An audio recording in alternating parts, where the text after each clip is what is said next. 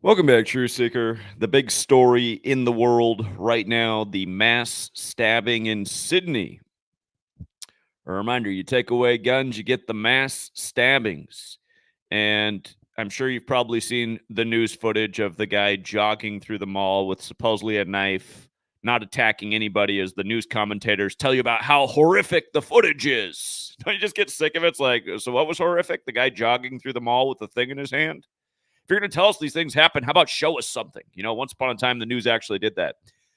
But somebody already, I'm glad we got people who are aware of this all over the world. Somebody already gave me the fill in. They said, Zach, no doubt this ritual is about our big rugby season over here. It's in week 6 of the rugby season. And the local Sydney team is the Roosters. And every year there's been a championship on October 6th. Funny enough, the Roosters have won the championship on that date. So will it happen again? Somebody gave me the big write-up on this that they think that's what it's all about. So I explored it from that angle. Let's talk about it. Is this a ritual for the Roosters? Again, for people who don't get it, this goes on all over the world. We've been showing this for years.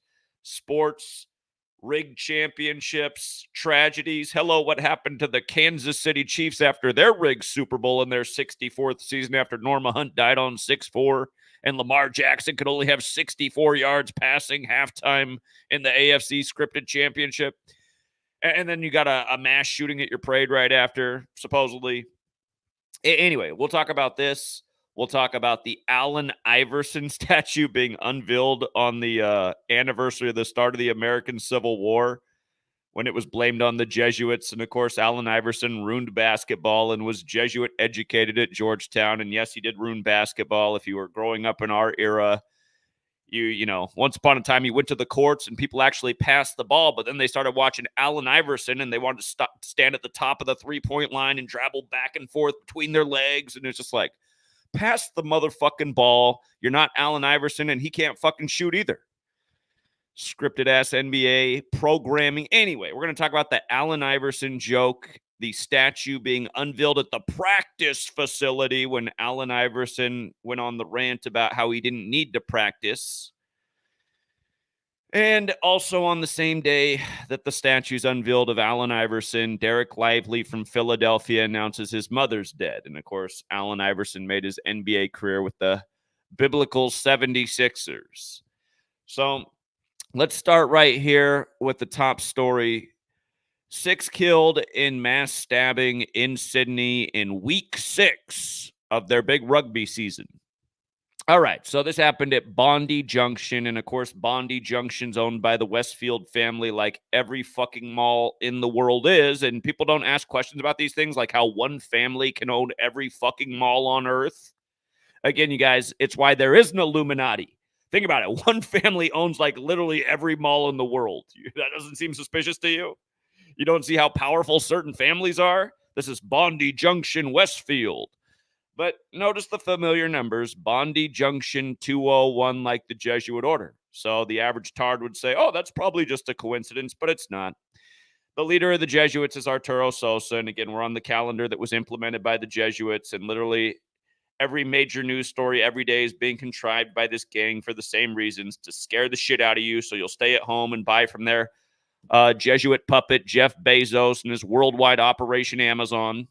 Again, Jeff Bezos didn't found Amazon. The Jesuits did. Again, they want everybody to sit at home where they're nice and safe on their couch and they can watch Netflix and order from Amazon and cut down on global emissions. That's why we get this nonstop propaganda every day. But you just take the off it and just turned it to Jesuit order. It's 153. These are huge numbers of their order. 153 days after the Jesuit leader's birthday, you get this. And, of course, the Jesuits founded the Illuminati, which is a real thing. That's why there's letters written by people like George Washington in the National Archive about him. Just that's over here in this nation. I'm sure it's also true in your neck of the woods, wherever you are. But yeah, a lot of people, with their head way up their ass, all they do is shop and worship corporate overpriced products and know nothing about nothing and make fun of things like, oh, yeah, conspiracy theories and, oh, Illuminati. It's like, yeah, those are real things, moron.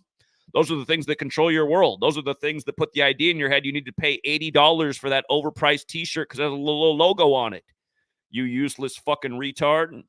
Again, and sorry, guys, I woke up on the wrong side of the bed, but I am just like normal, telling it the way it is. A society of brain-dead consumer bots who they don't want to shop at the mall anymore because they just want them to shop on Amazon.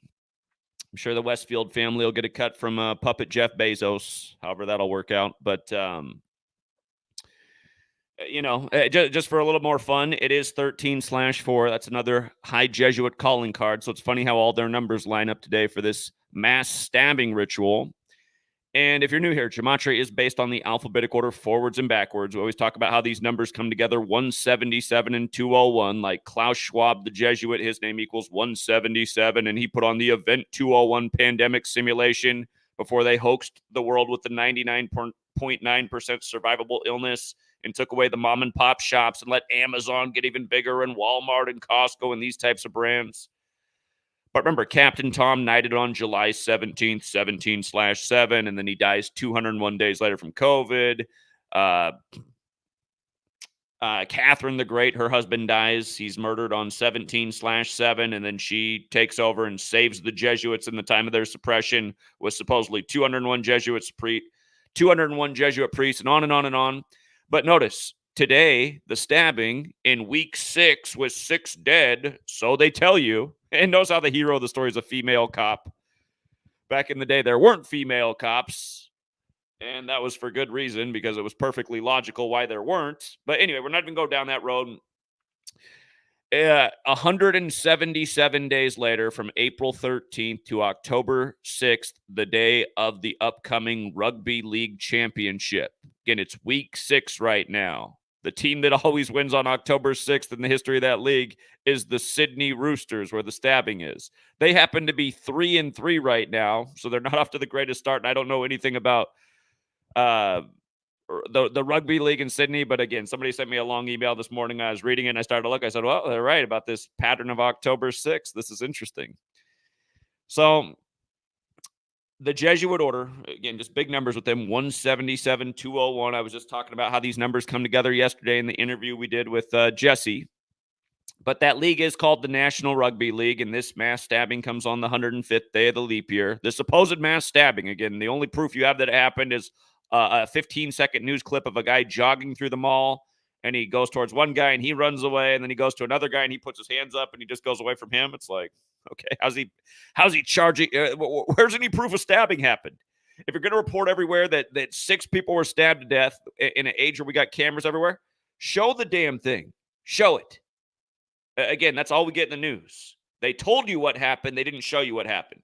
Tiger Woods was in a terrible car crash, and now his legs might never work again. No proof it ever happened. Happened on the 54th day of the year, supposedly, like Tiger Woods equals 54 forwards and backwards, like Jesuit order. Like the Jesuits wear red and black, like Tiger wears red and black every Sunday.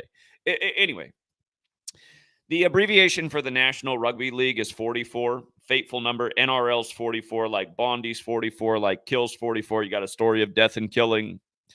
Again, it's week 6. The Roosters just won 22-20, 42 points in the game. Today's 42 days after the Prime Minister of Australia's birthday. And, the Sydney Roosters, they were established in history January 24th. Today's the 81st day of their team's age. Mass stabbing and ritual equal 81. So I'm thinking the write-up that the person sent me this morning about how their hunch was this is for their rigged rugby league, I'm thinking that's probably 100% correct. And again, for the person who watched this video and can't wrap their mind around it, welcome to the channel. We've been showing these things for a decade. This goes on all over the world. Rig sports, ritual like this, propaganda, fear, this is how they do it. One day at a time with the same number code on it over and over and over. And 201 is one of those big, scary numbers, like the Twin Towers became 0 towers before they became 1 tower, like Jesuit Georgetown's mottos, both into one, like Event 201 was the pandemic simulation the same day the military world games began in Wuhan, China, of all places. A month before the outbreak, the supposed outbreak of the killer 99.9% survivable illness, taking out the 80-some-year-olds in the nursing homes. Oh, let's lock down the whole world. Anyway, Allen Iverson, Jesuit educated, who, again, went on the big rant about practice. You know, they got to unveil his statue where it looks like they made his body real small and his head real big. They got to unveil the statue of him at the practice facility, again, on the anniversary of the start of the American Civil War, which Abraham Lincoln blamed on the Jesuits. Allen Iverson, one of the most famous Jesuit-educated pro basketball players there ever was, having gone to Georgetown. Again, he played for the Philadelphia 76ers. We just talked about what they did to poor OJ, announcing his death as the Masters were teeing off in tribute to Ephesians 6:5-9. Slaves, obey your masters. Again, slavery equals 102. Slave equals 76. The 76er. April 12th is typically the 102nd day of the year. This year it's a leap year, so it became the 103rd day. The plural Jesuits is 103. Just like how the OJ verdict was on 10-3, and the big moment in the OJ thing was, if it doesn't fit, you must acquit. And again, that line was delivered on September 27th, the day in history the Jesuits are recognized by Rome. But yeah, this is a total joke right here. The Allen Iverson statue at the practice facility. Again, if you've never seen Iverson's rant about how he doesn't need to practice, it's a famous sports moment. Practice?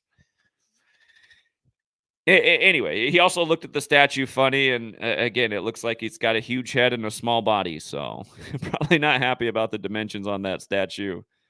But I get the symbolism of it because, I mean, he was just like the biggest egomaniac of a player. He just wouldn't pass the ball. He just kept shooting.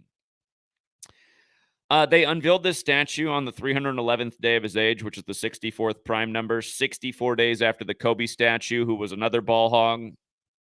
And we all know what happened to Kobe, dead at age 41 while traveling from Catholic Mass on the Pope's 41st day of his age, when his name, Kobe Bryant, equals 41, like L.A. And then they had to bury him in Corona Del Mar, supposedly, in an unmarked grave, right as coronavirus was kicking off. Go figure. So, and then the Lakers had to win the finals exactly 41 weeks after LeBron's birthday on Father-Daughter Day. But yeah, this Allen Iverson thing, again, he's playing for Philly, Jesuit educated. And then the other story coming out of the NBA is Dereck Lively, who's from Philly, is announcing his mother's death. And again, I just talked about this pattern with what they did in Israel and Gaza, how the United Nations, which is Jesuit-controlled, again, Antonio Gutierrez, 201, like the Jesuit order, like Order of Illuminati. The United Nations intervened in Israel after 170 days when sacrifice equals 170. In this case, now it's Dereck Lively announcing his mother's death 170 days after his NBA debut. Just familiar patterns.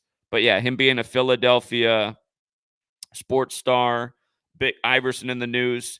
Philadelphia in gematria equals 61, like Christian, like Christmas, like church. Again, the Church of Philadelphia in Revelation. About the synagogue of Satan, the false ones, like the people that look like Adam Silver. But yeah, 61st day of his age from Philly, announces the death of his mother. Big Philly number. Big Washington, D.C. number, by the way, as well. Philadelphia and Washington, D.C. both equal 61. Of course, this nation's capital started in Philly, moved to D.C. Iverson went to school at the Jesuit school, Georgetown in D.C. These things aren't an accident. Remember, 61 is a special number because in sacred geometry, 61 is the amount of circles in the flower of life. If you don't know about sacred geometry, look it up. The flower of life is made out of 61 overlapping circles, and that shape represents God. And in Jewish gematria, the word God equals 61. In English, Jesus equals 61, cross 61, again, church 61, Christian 61, Christmas 61, Philadelphia 61. So, and different people have different interpretations of what God is. But gematria, the practice of coding numbers into words, means geometry and language. And that's a special number. And, you know, for the psychopaths who run the league, they got that other idea of God. And imagine the type of God where you're making sacrifices like your mom for your scripted sports career. You know, it's not the most God. That's not the type of God that most people want to say, oh, yeah, that's what I think of when I think of God. But that's the kind of God the psychopaths are into. Yeah, we're going to sacrifice your mom to our God. And that's the whole problem with the whole God and religion thing. Everyone's got their own opinions and beliefs, and they're all fighting over it and doing crazy things over it. Even what we consider normal God worship. I remember as a child, I was questioning it. I'm having to get down on my knees in front of the minister, and he's coming by and he's giving me a piece of bread and telling me to eat the body of Jesus. And the lady's coming right behind him, and she's handing me the little grape juice and telling me to drink the blood of Jesus. And as a kid, I was like, this seems weird. I'm eating his body and drinking his blood. I don't know if this is what we're supposed to do. But nobody's questioning nothing. I'm not questioning nothing. I'm just going to keep eating the body and drinking the blood because mom told me so. Uh-oh, what happened to mom, Dereck Lively? Should have asked more questions when you signed that contract in blood. Now mom's gone.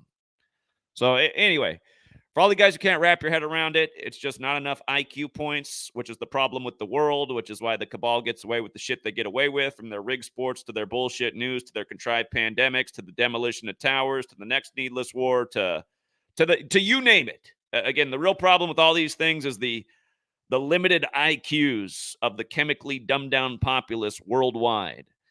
So that said, shout out to Australia, because I know that when my book came out, I had more people order my book from Australia than any other part of the world. And it seemed crazy to me in a way. I didn't like it because I shipped so many books to Australia, and the shipping to Australia from the States was like $40-some a book. I was like, I can't believe people want to pay all this shipping. This costs way more than the book cost.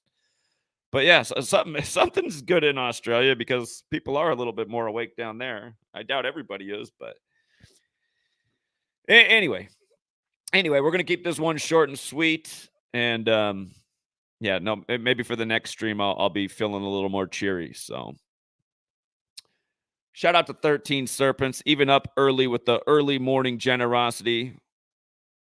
He says, only happy decoders. Dirk, get some coffee, man. I actually have some, but I apparently haven't drank enough. So, all right, we'll leave it there for now, you guys.